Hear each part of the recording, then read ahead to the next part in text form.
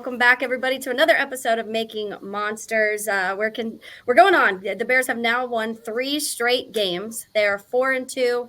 The NFC North is a tight race right now, but it seems like the Bears have started finding their offensive identity, and a large part of that is because of Caleb Williams. Caleb Williams is my monster of the week this week. It didn't take long for Caleb Williams to get to that point, and I think most of us expected it. Some people had their reservations. We talked about that a little in the offseason, but Coach Randy Trivers, Coach, you were Caleb's coach at Gonzaga College High School. Of course, we talked to you earlier in the offseason, right after the Bears drafted Caleb, and we talked a lot more so about his start at Gonzaga High School and kind of his progression through those years and the recruitment process and all of that.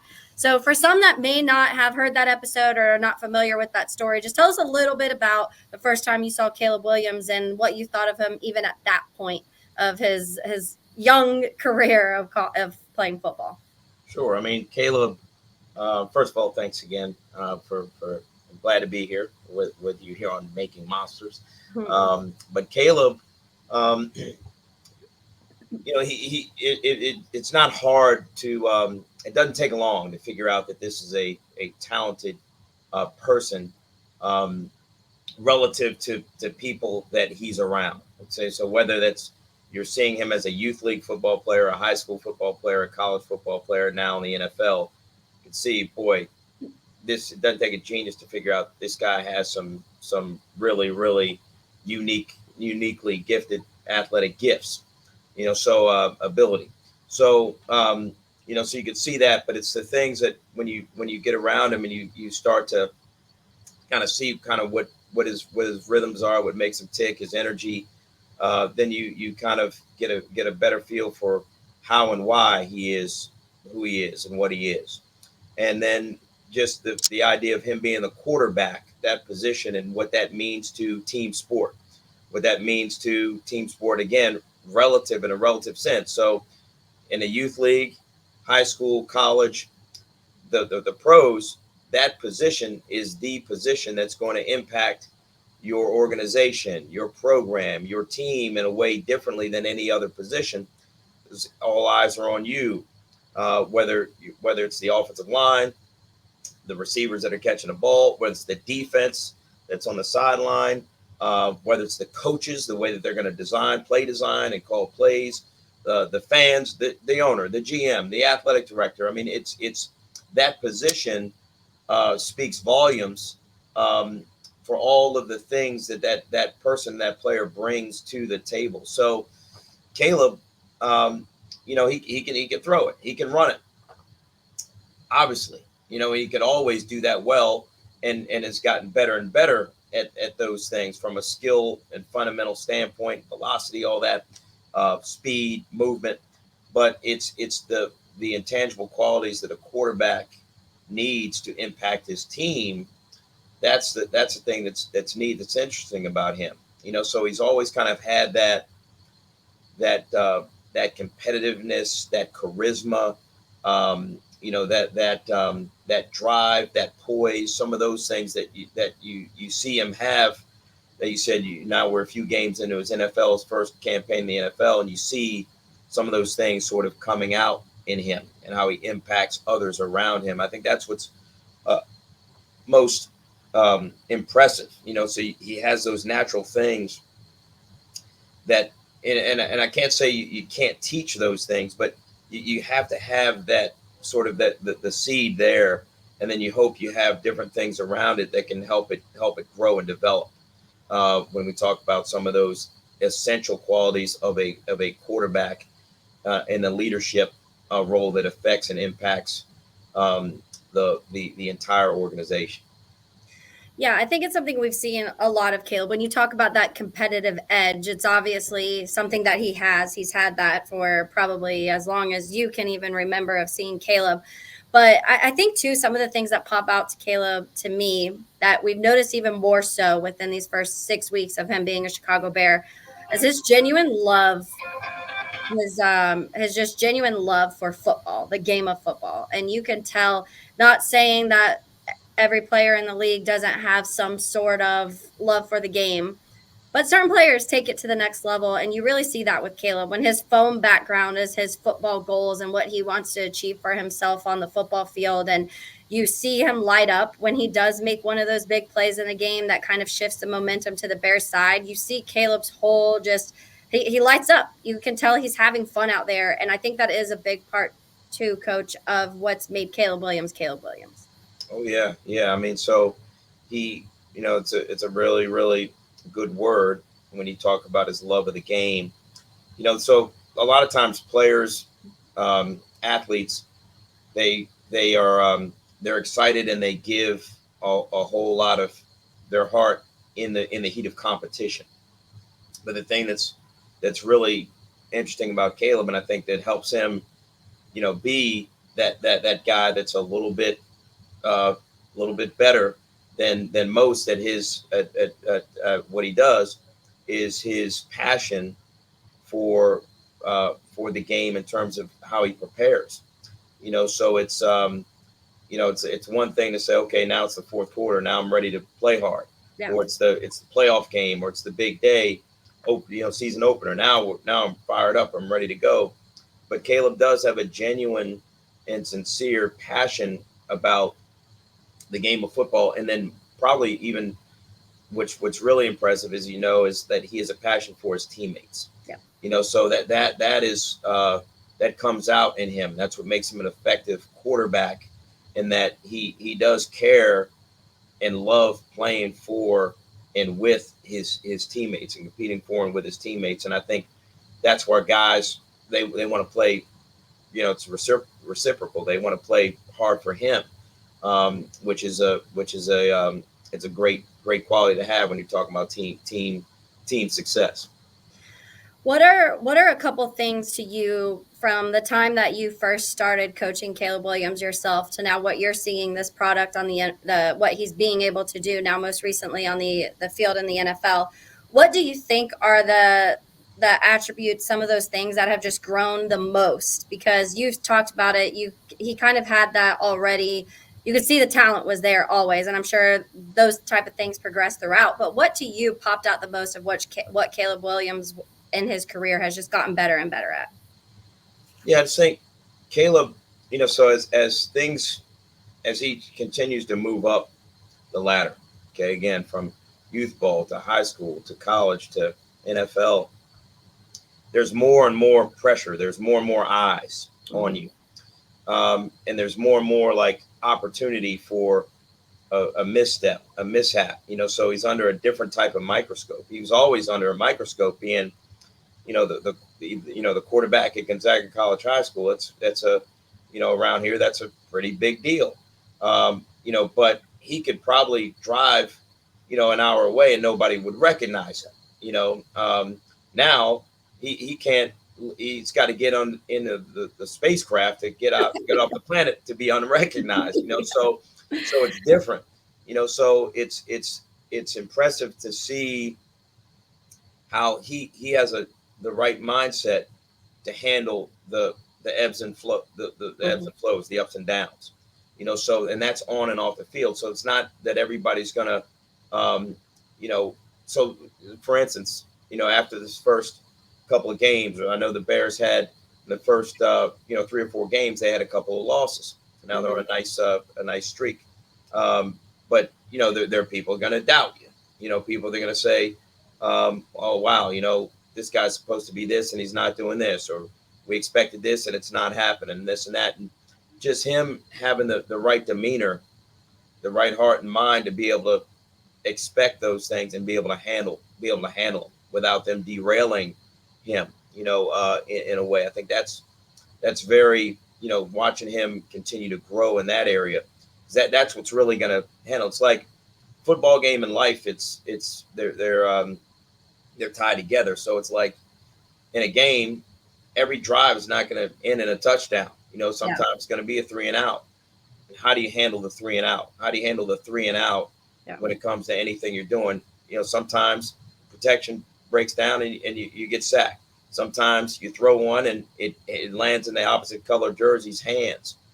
How do you respond to that? And I think that's the thing that I see with Caleb.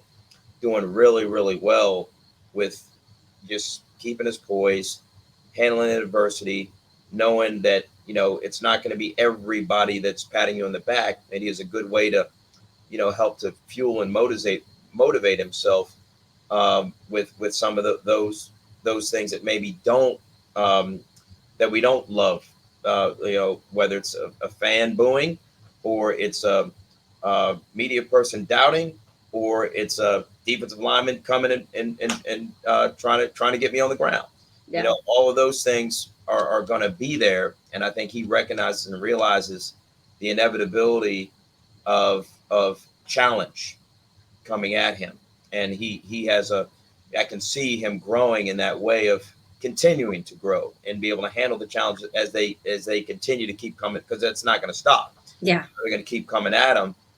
Like I said, at one time he could escape that maybe, but now, number 18 for the Chicago Bears is a pretty recognizable figure, Yeah. not only in Chicago, in the United States, and perhaps around the world. Yeah. So, yeah. Yes, especially now after that London win. I'm sure there's some people over there that will recognize Caleb. It is funny that you say that, because he did a lot of his off-season training here in Jacksonville, where I live. And the amount of people that text me, I was like, I just saw Caleb Williams at Publix. I just saw Caleb Williams at Gate. And I'm like, everybody around Jacksonville was noticing and seeing who Caleb Williams was.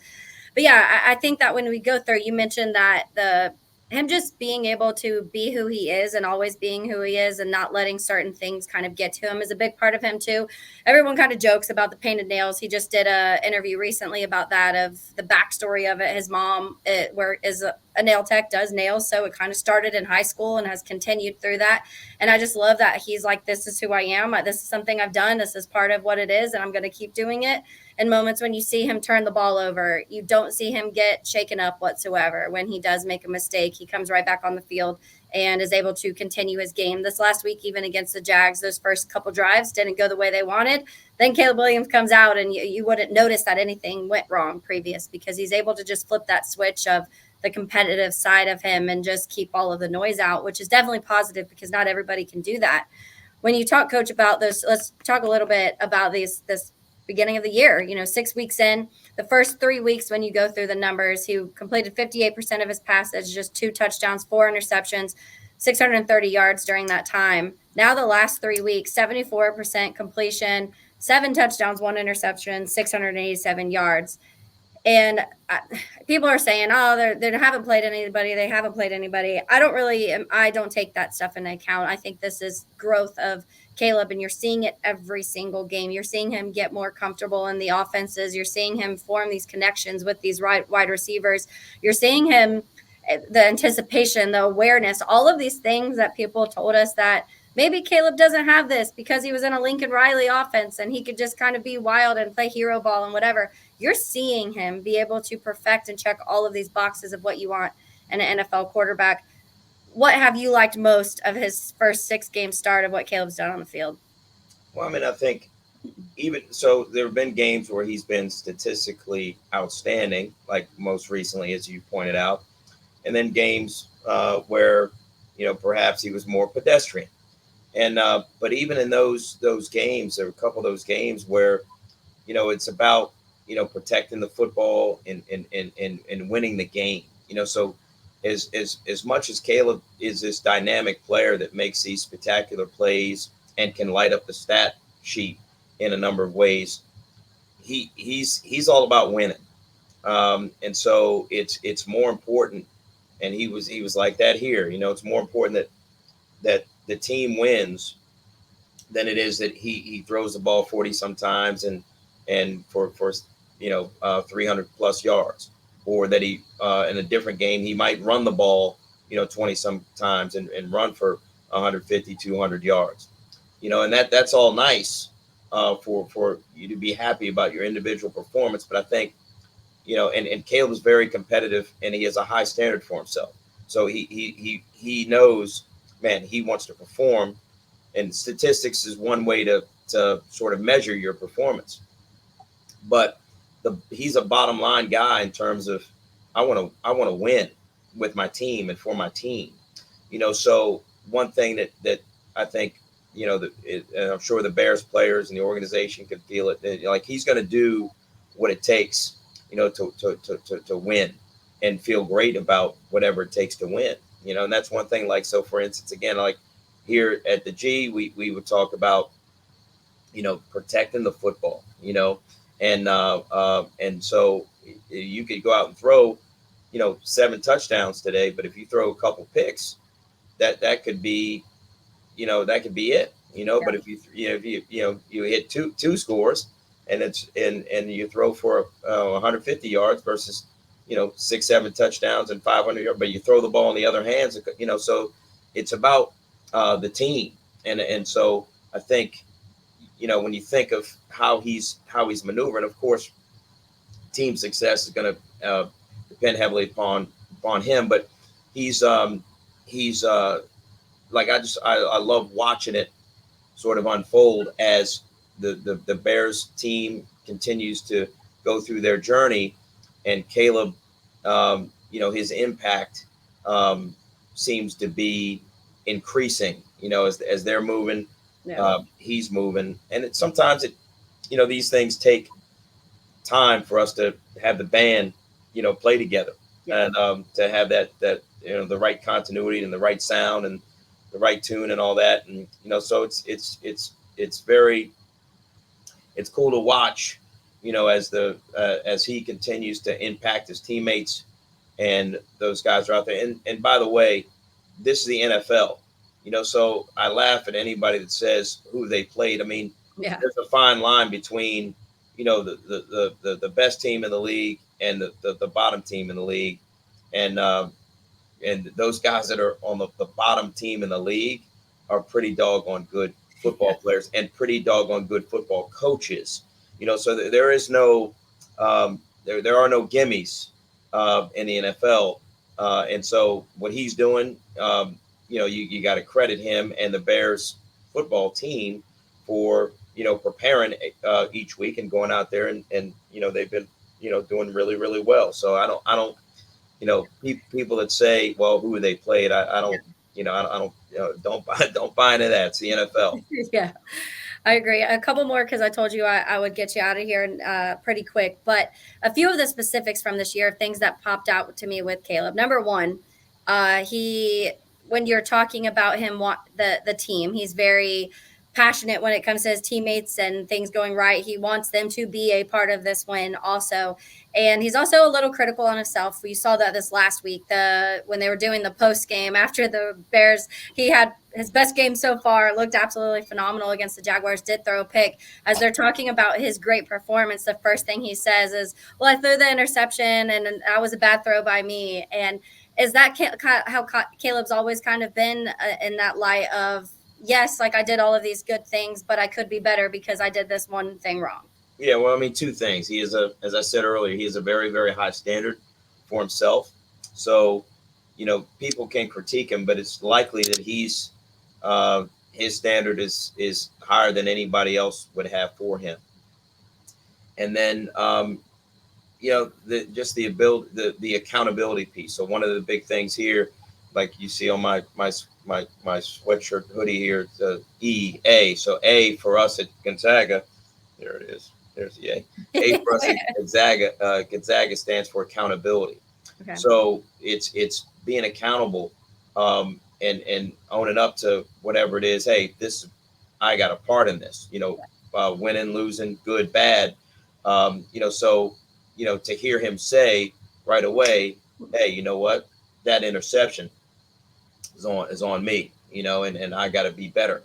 Not, well, if the offensive lineman had blocked here, then maybe I could have stepped here. Or if the receiver had cut the route at this many yards instead of that, maybe I could have done that, or that doggone coach that drew up this play, I told him not to run that play. And so now he's going to be accountable, which, I love, hearing him take ownership to this is what it is. And my teammates and my coaches, I'll get it right. I'll get better, and I'll make sure that we correct that.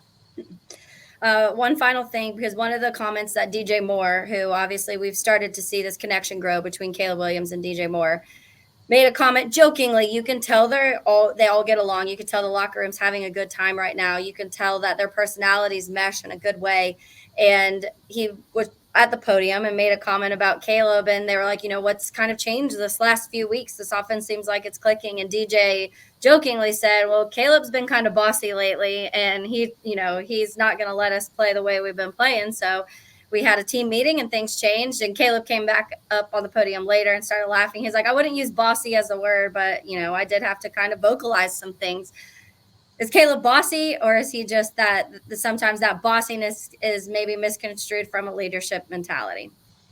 I mean, certain words have certain connotation, Yeah. and so I think what Caleb is he's not afraid to lead. Yeah. And be a leader. And sometimes a leader leadership calls for, hey, it's like we say, real love. We talk about here, it's real love. So real love doesn't mean that you're always hugging and smiling and telling everybody what they want to hear, but you got to be able to, in times of need, you got to let people know what they need to hear. Not just what they want to hear. Sometimes it's a hug. Sometimes it's a foot in the tail. So it's great to know that your leader, in terms of the quarterback position, is ready to uplift you and give you a hug when need be. And he's ready to, hey, you know what, fellas, this ain't cutting it. And it's more foot in the tail, but it's awesome because Caleb's, remember, he's a rookie, so you want to, it's a space that you're in that you want to, hey, you know what, I want to earn the guy's respect. I want to come in here and show them, but I think clearly he has, in a short amount of time he's been in the organization, that's all the guys have that type of respect for him, saying, you know what, Caleb's been quote unquote bossy, which is a good thing. Yeah. What does your Sundays look like when you're watching Caleb? Do you get to sit down and fully watch a Bears Caleb game? I wish. Yeah. I wish, but in my line of work, Sundays are a really thorough work day. So, I'd love to just say that I could sit down on Sunday and, lay out the chips and the salsa, and then, bring in the hot dogs and the burgers and all the good stuff, and just sit back and have some music playing, be at the tailgate. I would love to say that I could spend the whole day doing that. Yeah. But I try to, bits and pieces, be able to get it. And then, if there's later in the week where I can, replay and really sit down and watch it, when I have a little bit more time later in the week, as my game planning and stuff sort of starts to, I get a few more minutes, then I can, do that. But no, I'm following for sure. Well, good. And I'm sure people around the town too are cheering for Caleb, just like I feel like people out in USC are cheering for Caleb. He has fans all over, which is fun to kind of watch. And good luck for the rest of the season. I don't know where you guys are in yours. In Florida, ours, because of hurricanes, have kind of gotten pushed back. So our season has had a few, normally would end of October, is getting pushed into November. So good luck for the rest of your season, though. I know football season for any coach is a lot of hard work. And we appreciate all of you because you give us guys like Caleb Williams. Yeah, thank you, Taylor. I appreciate you having me on again, and and anytime I can, contribute to what you guys are doing, and helping people see what a great game this is, and yes. Then I'm happy to do so. So wish you well, and everybody well, and go Gonzaga Eagles, and go Bears. Go Chicago Bears. That's it. All right. Thanks so much, Coach, and you have a good rest of your day. All right. Take care. Bye-bye. All right. Welcome back, everybody. Another episode of Making Monsters. We are continuing on just kind of getting to know Caleb Williams. Caleb Williams has become one of probably Chicago Bears' favorite players very quickly. And I guess when you're a quarterback in Chicago, you get a lot of love pretty quick, but it hasn't been the easiest position to play in the city. So we're looking forward to kind of seeing how the season goes and how everything lands with Caleb. We're all obviously cheering for him big time. And I know a lot of people like Coach Schaechter, who is joining me today. You were the offensive coordinator for Gonzaga College High School when Caleb Williams was in high school. So, Coach, thanks for hopping on with me. Taylor, thank you very much for having me. Excited to talk about every Chicago Bears fan, new favorite quarterback. There it is. So, Coach, let's start with this is something I also talked to Coach Trivers about, and it was the first moment he saw Caleb Williams. And he mentioned the first time he saw Caleb was on film. He was watching film, and that was so even Gonzaga College High School time. When was the first time you saw Caleb? Yeah, so it would have been, similar time, watching film of, middle school football and all of that. But I definitely remember, the time I first met him in person would have been at Gonzaga. We'd been up in our meeting rooms, and it was a meeting between, me, Coach T was there, of course, and then Carl Williams, Caleb's dad, and then Caleb. And it was just a meeting to kind of get the ball rolling in the recruiting department as far as getting him to, become a Gonzaga man because of who some of his close friends and everything were with and some of the family friends that they had. He had been kind of slated to go to DeMatha for a while, but once we started recruiting him, he knew how badly we wanted him, and then we just presented different things to him and his dad, showing that we gave him the best chance at setting himself up for more future success, better than some of the other programs would have been able to do.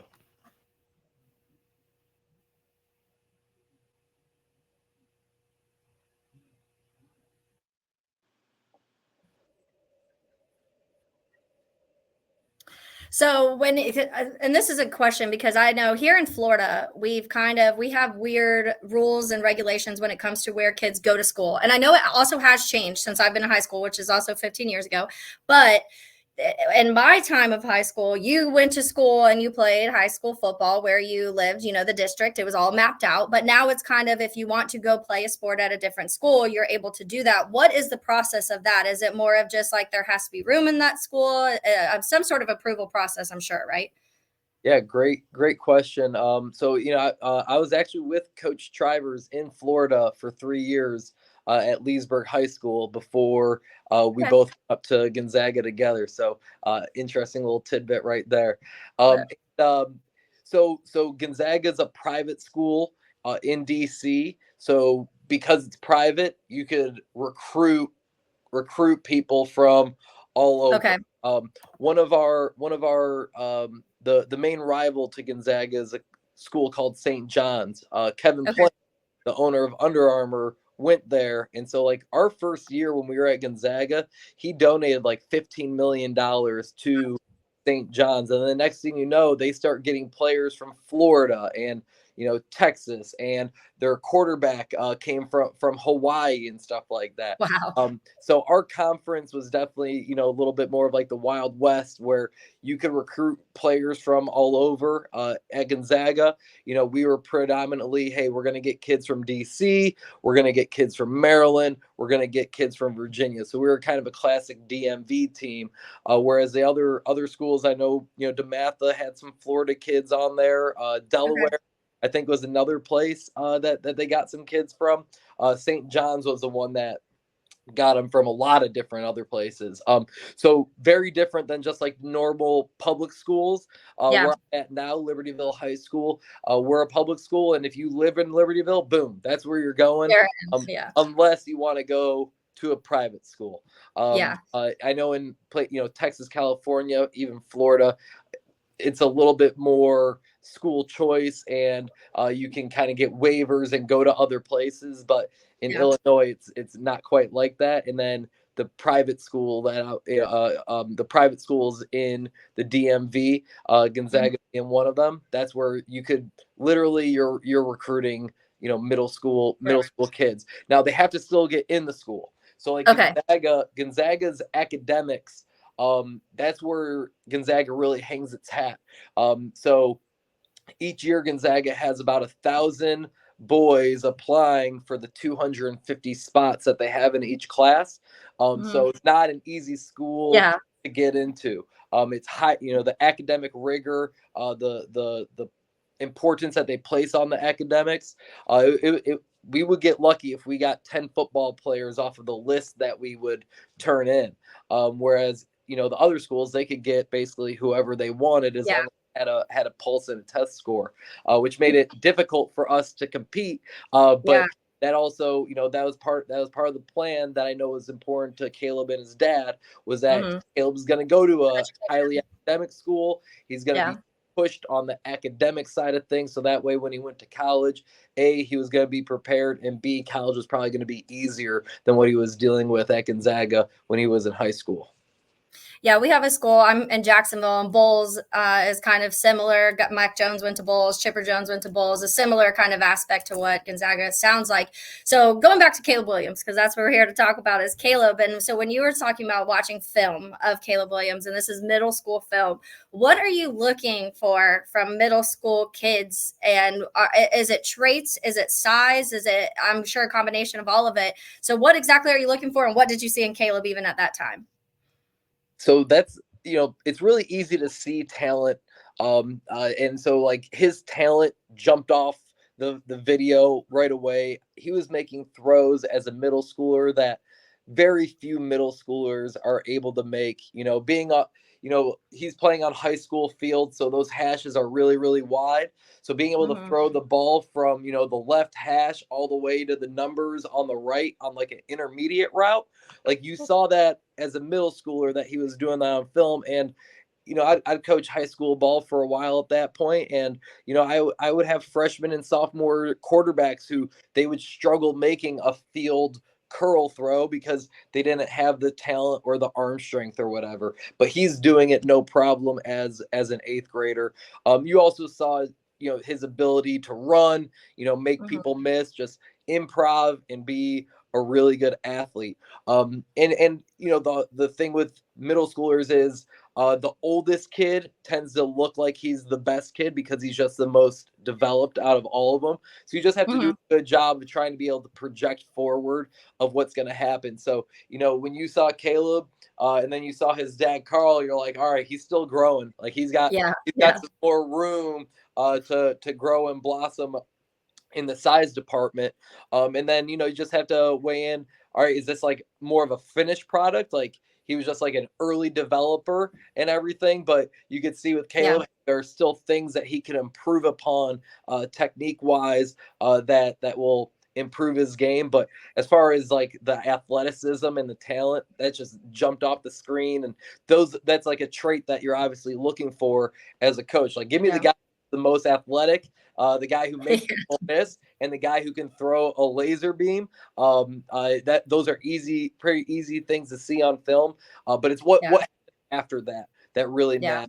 And knowing, Carl and Caleb and the process that they had to pick a school, you knew that it wasn't just about high school. There was a bigger picture down the road, and it was constantly working towards that next step, that bigger picture. They're going to take care of the now in order to help themselves out later, and that's exactly what they did.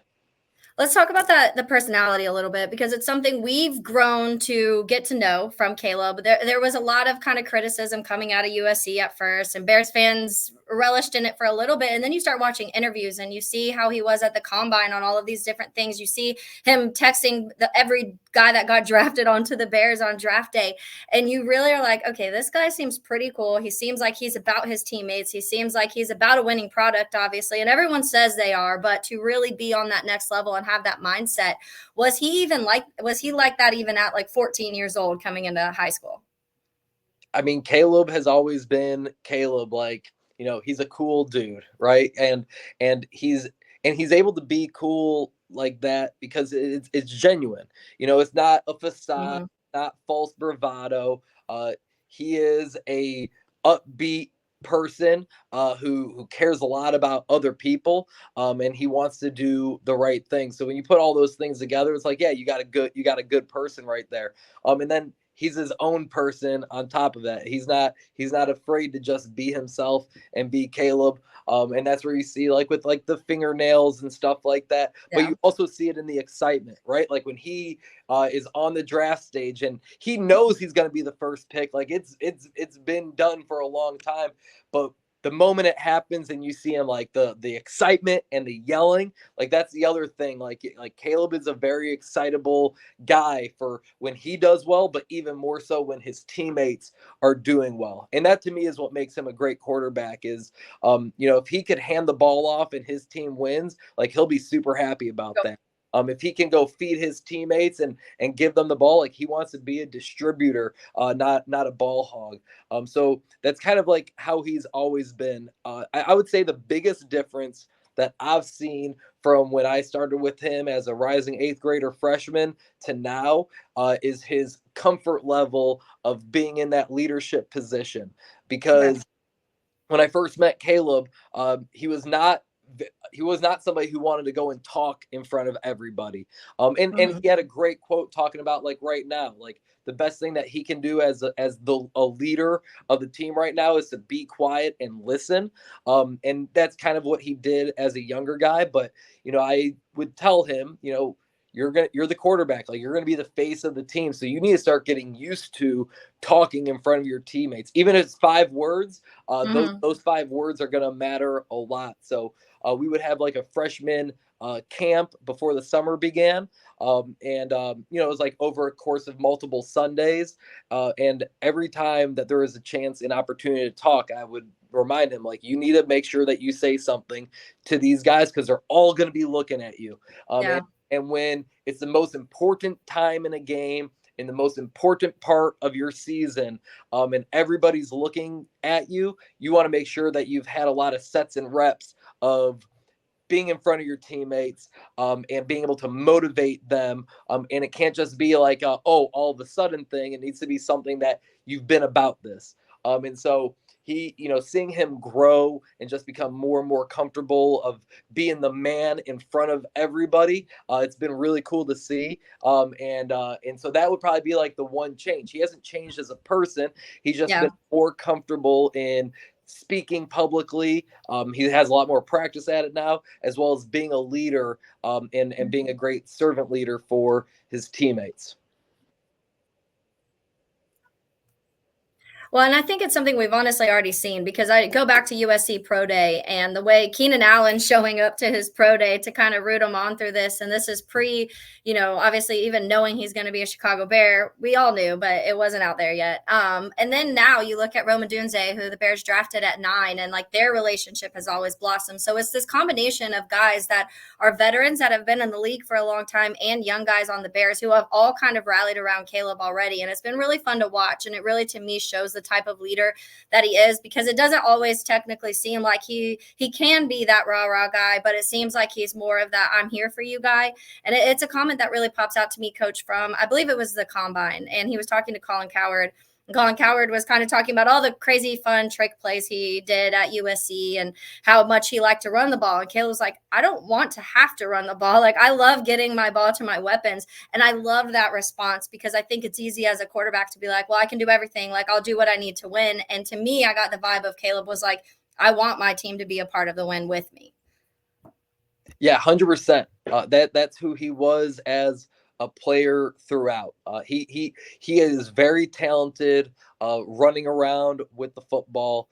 He's made some crazy, amazing superhero style plays, running with the ball. But ever since I've known him, he would much rather distribute it and get it to his teammates.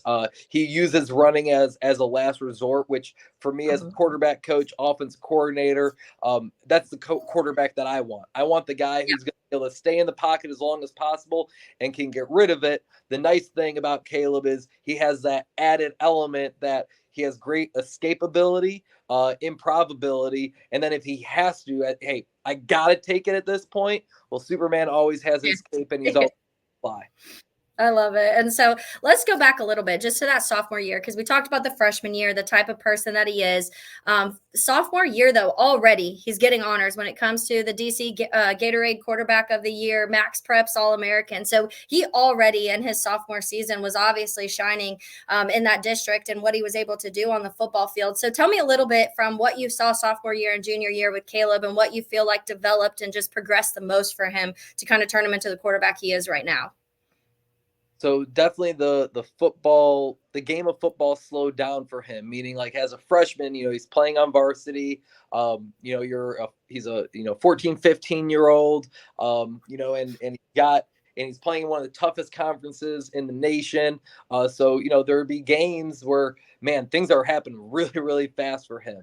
But now with all the reps that he was able to get in practice, in games, 7-on-7s, watching film, you can see that the game slowed down for him, and now he's playing like with a lot more calmness, or as we would talk about, he was playing like he was on the beach, and that's what we wanted. Hey, man, let's stay on the beach emotionally, and that we're in the game. Hey, like we're on the beach, like just having a good time, throwing the ball around with my buddies, and that was definitely a big difference. Just the rep that you get definitely were a big change. And the thing that it's not a difference, but what was cool is he didn't care about those accolades.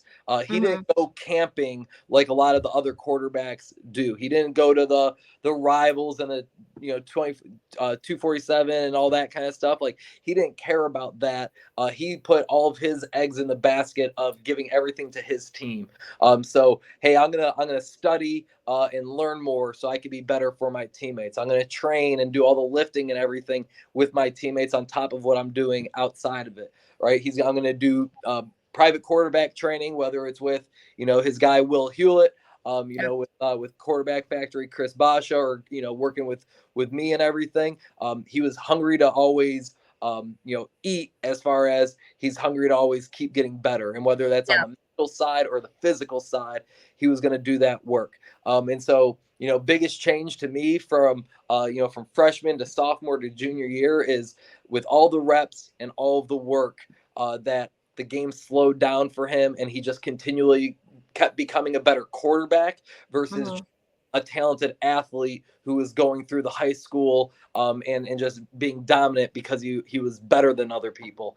He put the work in, and he kept getting better at being a quarterback and not just as an athlete or a talent.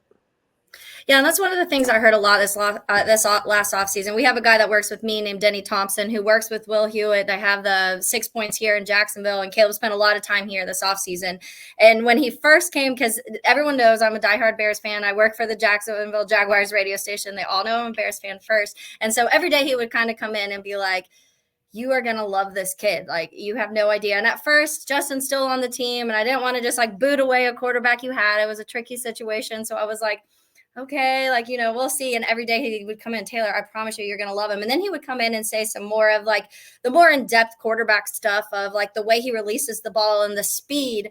And one of the things he told me was the speed that he releases the ball, whether or the trajectory the ball is coming out, no matter what his speed is almost the same, which he does not see from quarterbacks almost ever. And he's like going into the details of what this looks like, his release. And I was like, okay, now I'm getting excited, because if you're this excited about the way the ball is coming out of his hands, then I feel like I should be excited. But every week he would come in and just tell me, like, personality wise, this talent wise, leadership wise. And there's a lot of guys that were down here with Jordan Travis was down here, and, a bunch of the local quarterbacks working with him, and everybody just seemed like they loved Caleb and loved being around him. So it was really exciting. But when you talk about, you were mentioning a little bit about he can do it all. Like, he can do the fancy, fun, intricate, out of the pocket, quirky, fun stuff, which we saw a lot at USC. A little bit of that is Lincoln Riley and the way he runs his offenses. But even when you go back to his junior season with you guys there at Gonzaga, he had 1,770 passing yards, 19 touchdowns, 838 rushing yards, and 18 rushing touchdowns. So when people see stuff like that, it makes them think that, oh, okay, well, he's one of these guys that kind of depends on his run. But to me, I more so see it as you do, where like when he had to be that person, he was that person. But tell us a little bit about the offense that season and what the team was, and kind of what his role he played in the offense that year.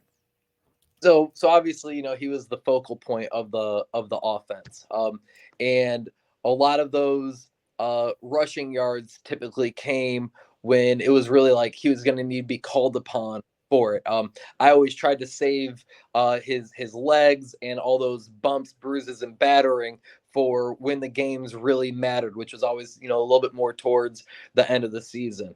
And so, offensively, we wanted to use his arm talent the best that we could. So, we were stretching the ball vertically and horizontally. And, the thing about, with Gonzaga, like it was tough for us to get the top tier talent all the time because it was difficult to get into the school.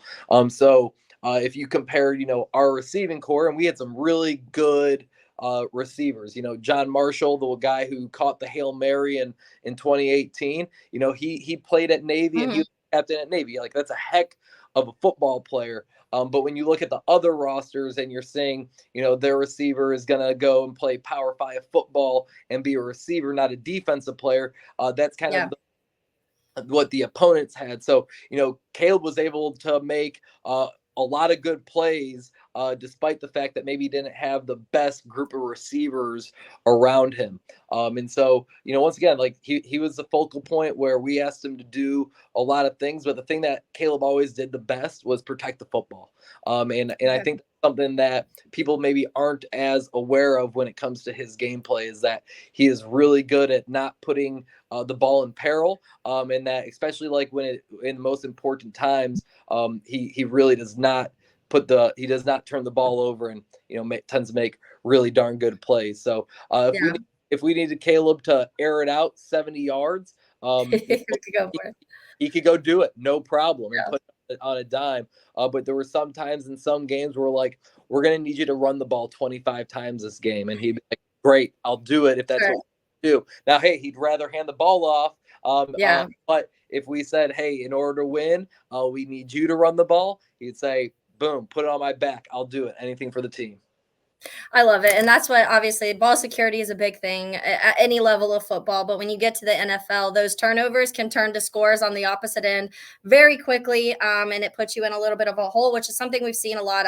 I love Justin Fields. I think he's one of the hardest workers. He's so athletic. He's so fun to watch. But that was one of his main issues that Bears fans, and especially like you said, in the moments, red zone moments, when you're those moments when you really needed to convert a third down, those were when the picks came. And so it stood out even more, I feel like, at some point. So that's something that I'm sure a lot of Bears fans will be focusing on. And then obviously when you're talking about being able to be versatile, when you're a defensive guy, and I know you're obviously a quarterback guy, offensive coordinator, but when you're a defensive guy, how do you game plan against a guy like Caleb Williams, who can kind of, when he can take off, he can take off? That's why now I guess we have spies now in the NFL that kind of keep an eye on some of these guys. But are we gearing towards a world where that is more and more common?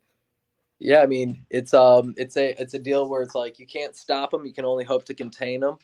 So it's kind of like the approach. How do you stop Patrick Mahomes? Well, you don't.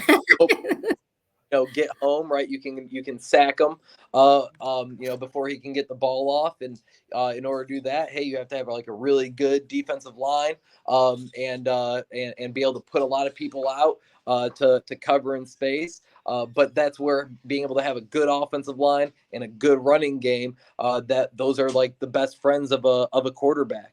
And Definitely. So I'm hoping that what the Bears have seen out of their offensive line and some of the moves they make or have made, they feel really good about giving that to Caleb, because hey, with Caleb with time, not only does that longevity for his career, but that's longevity as in that allows him some more time to do some special things with the ball. So I think he's the type of player that, how can we contain him, because we're not going to be able to stop him. That's going to kind of become the MO. And yeah, I know he's really good at finding ways to make things happen, no matter what the coordinator is doing. And I know all the defense coordinators who we were playing against, Caleb would drive him crazy because they could have the perfect call, but there's no perfect call for Superman. Yeah, I agree. I want a couple more for you. I already went over the time I asked you to join me, so thank you. But when we're talking about that COVID year, so his senior year, obviously COVID, no football. Such a bummer. I mean, obviously there's tragic things happening around the world, and that was obviously the focal point of this time. But at the same time, it was a weird time in football and sports and athletics because guys were losing, especially in this time frame. They're losing their senior year, which for a lot of these guys is really important when it comes to the recruiting process or just that final year of development before heading to college. So, how did Gonzaga and then also just Caleb Williams deal with all of that when it comes to not having football their senior year before heading off to college? I thought as a coaching staff, we did better than just about anybody else in the country when it came to taking a very stressful, difficult time and trying to make it as normal as possible for our players. So, as a football team, what like hey, we were going to be getting into like spring football and all that kind of stuff when COVID came around. So the meeting and workout schedule, we kept it going, but we just transitioned to where everything then was done online. And Okay. so we were having guys would be in their rooms doing the body weight workout with their cameras on. And then we would go and we would transition into, different meetings, special teams, offense, defense, position meetings. And so we kept the foot, and the idea was just like, we're trying to give guys like hope that, hey, Yeah. still preparing for something coming up in the future, as well as like the idea that although we're all separate right now, like literally social distancing, we're separate, we're still able to maintain and stay together. And Caleb, that was a good thing for Caleb to have. But then at a point when we started realizing that there was no fall season coming up for him, which was, man, we were going to have a really good fall season. Our team was loaded that year. We had a great senior class that came in with Caleb. We were ready to see that group really shine, but unfortunately, we didn't get that. And at that point, it was all right. Like, can he start transitioning towards college? And so he was able to dual enroll at Gonzaga and OU. So that way he was able to do, spring ball and everything at That's OU. good. While still technically being a high school student. And so it was definitely a difficult time. It was sad to kind of let him go early, Yeah. but it ended up being the best because he was able to start getting on to the next step in his journey, Yeah. while we're also able to say, hey, like, we're here to support you and help you in any way, shape, or form. And then we are also able to, focus on some of those other guys that we had. I'm sure there was a lot of high school coaches out there that kind of wish they had that extra year of eligibility like college gets sometimes with some of these kids. Because like you said, that season. But do you know also when we're speaking of recruiting and him, going to OU, kind of splitting that time that senior year, what was it that led him to OU? Do you know exactly what led to his choice of deciding that for his first year? Yeah, Lincoln Riley. Okay. I figured it was as much. I mean, Lincoln has a proven track record. You saw what he did at OU with the quarterbacks that he had, and those guys are all first round picks and start still starting quarterbacks in the league. His offense was prolific, and so when you put those things together, and how some of the other recruiting landscape fell for Caleb's year, OU became a really good choice, even though they had Spencer Rattler there. But we've already heard, I know the story's gone around, and it was something that, Caleb and I had discussed, and he's just like, I'll go anywhere and compete. He was never afraid to go out and, take somebody else's job. He did it at Gonzaga, and then he goes ahead and he does it at OU. Well, he kind of did it here too. He took someone's job here too. So it seems that's fine. That means you're doing your job at a high level if you're taking people's jobs, I guess. But final one for you, Coach, because I feel like people would be upset if I didn't ask about the ring story. The broken ring from a Caleb Ball. Tell us a little bit about that. I know some people probably read it, but if not, share that story with us. Yeah, for sure. So first of all, this gold ring right here is definitely not a cereal box ring or a crack. Some people might say. You could see, like, you got the honeycomb of it. So we're at Mercersburg, Pennsylvania. And the ring is modeled after my dad's ring. He's got one just like it. It's a little bit thicker. Okay. Never seen anybody like that. And my dad, that's my hero right there. So yeah, Mike Schechter had an awesome ring thanks to his wonderful wife Andy. And so my wife Nicole, like I told her, like that's the exact ring that I wanted. So she got it modeled and molded exactly the way that I wanted. The thing, she's an amazing wife who I need to listen to better, because she was the one who told me, like, don't wear your ring at football practice. And I'm stubborn and hard headed. I'm just like, it's a gold ring. Like, it'll be fine. No problem. And like, I love it. Like, this is I wear it all the time, day, night, sleeping. I'm always wearing it, but I no longer wear it at football practice. So we're in Mercersburg, Pennsylvania, and we're doing like our Remember the Titans. Like, it's like almost like a 1 week camp where it's just the football coaches, the football players in the middle of nowhere, Pennsylvania, at this beautiful campus, Mercersburg Academy. And it's we're having one of our morning practices, and so the couple quarterbacks, they're playing catch after warming up, and now that Caleb's warmed up, so now we're playing catch, and nothing different. And then, like, a little bit later in practice, I'm like, my hand is like bothering me a little bit, and I look down, and then like I see, like, hey, there's like a little bit of blood, like my skin here has been cut open. Like, what the heck did I do? And then that's when I ring, and I saw that it was split open. And I was like, oh no. I was like, this is not good. I should have listened to my wife. And so when I told her about it, like, she was like, really, obviously she was like blown away by the fact that it got broken by Caleb on the catch. And she was just like, so, I wish you would have listened to me. Yeah. Luckily we were able to get it fixed and soldered and all of that stuff. But great life. Number one, listen to your wonderful wife. Yeah. And number two, take your wedding ring off whenever you play catch with Caleb. With Caleb Williams, yeah. As coach, I mean, maybe in a few years after a Super Bowl win, that ring is worth like a whole lot of money because it was broken by Caleb Williams. Yeah. I mean, I hope